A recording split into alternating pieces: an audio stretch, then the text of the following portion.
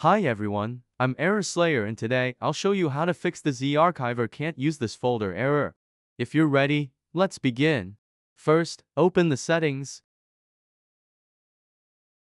Find and open apps. Tap Manage Apps. Type File in the search bar. First, tap on File Manager. Tap Uninstall Updates.